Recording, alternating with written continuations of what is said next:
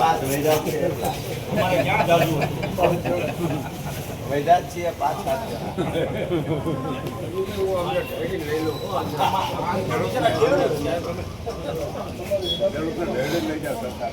Collector સાહેબ હાજર છે.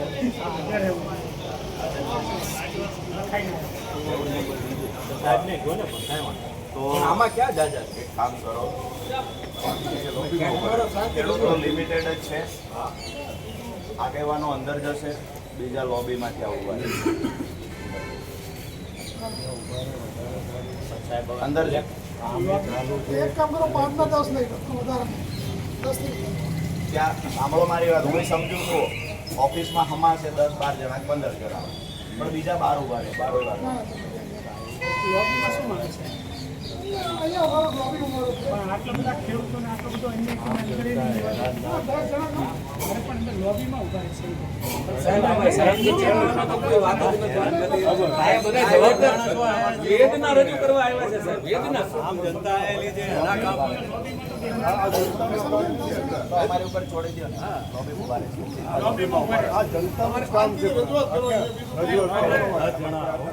અંદર 10 જશે, બાકીના ત્યાં લોબી ઉભા રહે છે.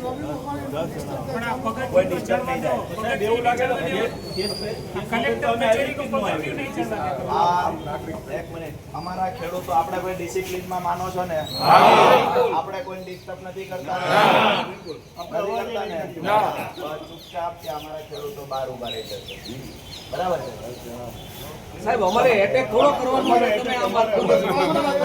ઘર્ષણ કરવાનું હોય તો બરોબર. વેદના તો રજૂ કરી કે નહીં? 5 જણા રજૂઆત કરો 10 જણા કરો કે 50 જણા કરો મેન્ટેન કરવી પડે. સાહેબ એક મિનિટ હવે ઉભા રહ્યો. ડિસિપ્લિન મેન્ટેન કરવામાં સાહેબ કલેક્ટર ઓફિસનું પગથિયું નહીં ચડવા દઈએ ખેડૂતને. અમે સહયોગ દૂર આવી જાઓ ભાઈ, પગથિયા ઉપર પગ નહીં મૂકતા કલેક્ટર ઓફિસ. નહીં ભાઈ, પગથિયા આવી જાઓ સાહેબ. સીધી વાત એ છે, અમે લોબીમાં ઊભા રહે છે ખેડૂત, અંદર આગેવાનો જશે. આ સ્પષ્ટ વાત છે સાહેબ. પગથિયું ચડવાની આપણે ના પાડીએ તો મારી દ્રષ્ટિએ વ્યાજબી નથી. તમને એવું કહ્યું કે 1 મિનિટ, અમે એવું કહ્યું ભાઈ ડિસિપ્લિન ત્યાં રહેશે. બરાબર છે? ડિસિપ્લિન આમને તો અમે શીખવાડી, નહીતર તો હવે એટલી હદે કંટાળ્યા છે કે જે સરકાર એમને લાફો મારે ને એ સરકારની ખુરશીને પાટું મારવાનું મન થાય છે.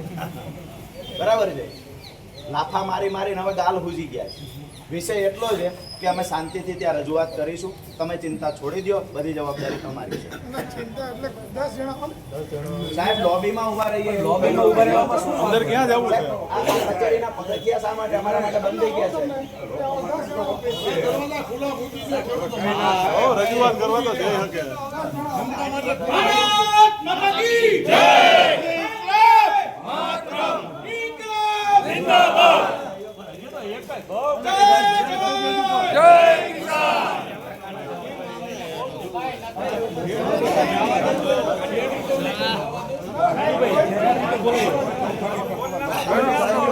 નીચે